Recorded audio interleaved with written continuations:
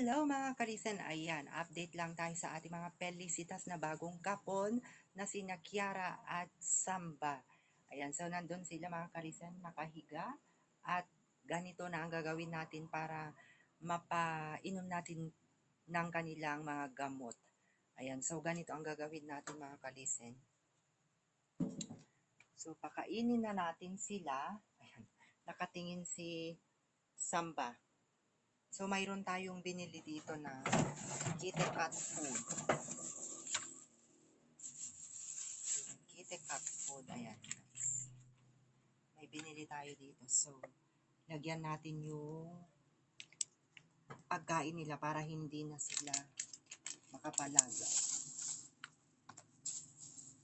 So, ito ngayon, panggabi. Ito, bukas na ito. Once a day lang, every morning. Sa bagay, sabi ni doktora ay depende kung anong oras mo papainom ito. So, umaga na lang tayo. Umaga ko pinapainom para hindi ko po makalimutan. At saka ito, twice a day, morning at saka evening. Umaga at saka gabi. So, ngayon, ang gagawin na natin, ito na. So, ihalo na natin sa Kite Kat Food. So, kukunin lang natin yung kanilang plato. Ayan. Pero ilalabas ko si Mama Kat Pelisa, dito siya kakain sa labas para hindi tayo magkamali ang ipapakain. Kukunin natin itong mga plato nila at kukunin natin si Felicitas dito sa labas. Halika na, Mama Kat Pelisa, dito ka muna sa labas, ha? Kasi, iba yung kakainin mo kumpara sa kanila, eh. So, dito ka muna sa labas. Halika rito, dito ka. Dito ka, dali. Dito. Yan. Para iba yung kakainin mo sa kanila.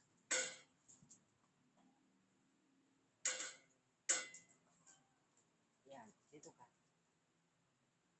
So, unahin ko muna silang bigyan yung ating dalawa, si Kiara at saka si Samba, para siguradong hindi tayo magkamali ng ilalagay na pagkain.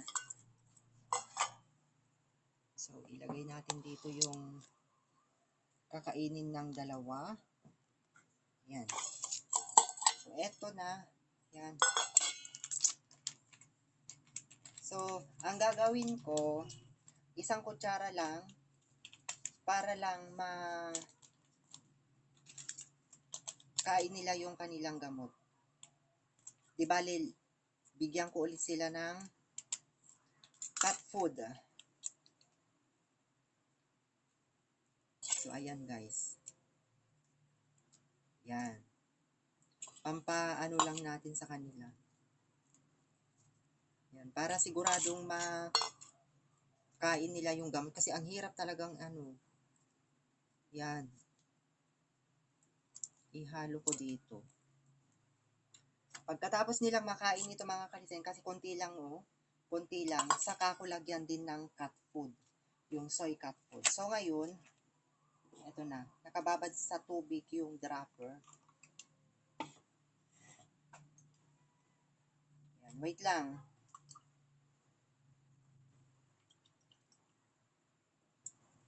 Yan. Tanggalin muna natin yung tubig. So ayan guys, natanggal ko rin yung tubig. So ngayon, papaano natin, tapon na natin yung tubig. Make sure hindi sila magpalit ng Wait lang ha, wait lang. So ayan guys.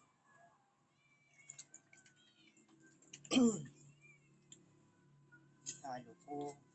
Mas maganda kasi para sure na hindi matatapon. Kasi ang hirap kasi natatapon yung natin, yung gamot.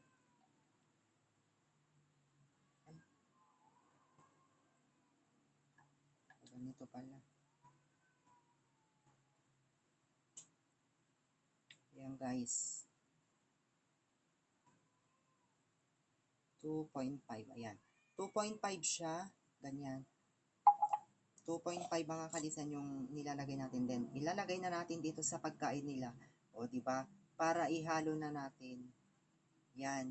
Kasi ang hirap ipainom para walang matapon. So, total hindi naman inano ni Felisa. Dito ko na lang din gagamitin yung kay Kiara. 2.5. Ayan. 2.5 siya mga kalisen. So, ilalagay din natin dito para mag-take na yung gamot yung dalawa. Ayan. Sigurado na ako dito wala nang sablay yung ating pagpapainom ng kanilang antibiotic.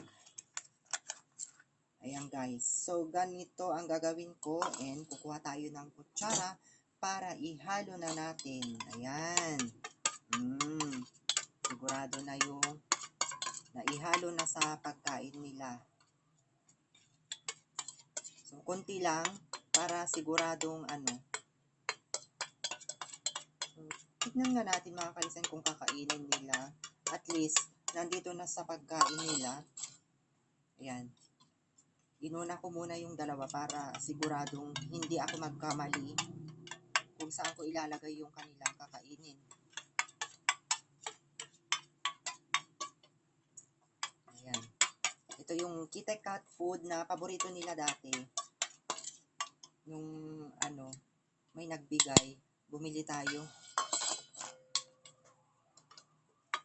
Ayan guys. So, ibigay na natin sa kanila mga kalisen. Tignan natin. Ayan. Ganito pala yung technique para siguradong na. Ayan. Halina kayo. Wait lang, Felisa, kasi hindi para sa'yo ito. Hindi sa'yo to. Oh, wait lang. Dito tayo. Ayan. Dito ka Ayan guys. Ayan. Salamat. Para ma-antibiotican na sila. So, ganyan ang ginawa ko mga kalisen para, kasi sigurado kasi makakain nila yan. Kasi nga Kit Kat food yan, yung wet cat food. So, kay si Felisa, bigyan na natin ng cat food. Ayan, mga kalisen. Ayan sila, oh. Inuubos nila. Wait lang, Mama Kat Felisa, ha? Kasi yung anak mo, bagong kapon. Kaya diyan ka lang muna, ha? Wait lang, ha? Nakakaintindi naman si Mama Kat Felisa, mga kalisen. Pero nung una talaga, inaaway niya nung dumating na sila. Kasi ang tagal. Ayan. Oo, kukuha na tayo ng pagkain mo. Wait lang ha, kukuha tayo. So, eto naman kay Mama Kat Felisa. Ayan. Di bale, bibigyan ko ulit sila ng cat food, yung ating dalawa. Pagkatapos nilang makain yung mayroong antibiotic. Ayan. Eto na sa'yo. Dali. Ayan. So, nilabas ko na lang muna si Mama Kat Felisa para sure na hindi niya magugulo yung dalawa dyan na kumakain na may gamot yung pagkain nila.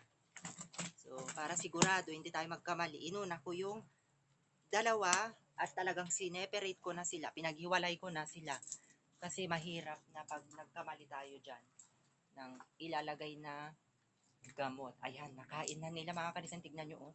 Nakain na nila yung may antibiotic. Ayan. So, ganyan din ang gagawin ko yung nila bukas. Kasi bukas, isang tabletas na puti, at saka yung antibiotic kasi umaga yung antibiotic at saka gabi. Twice a day. At saka once a day naman yung tablet.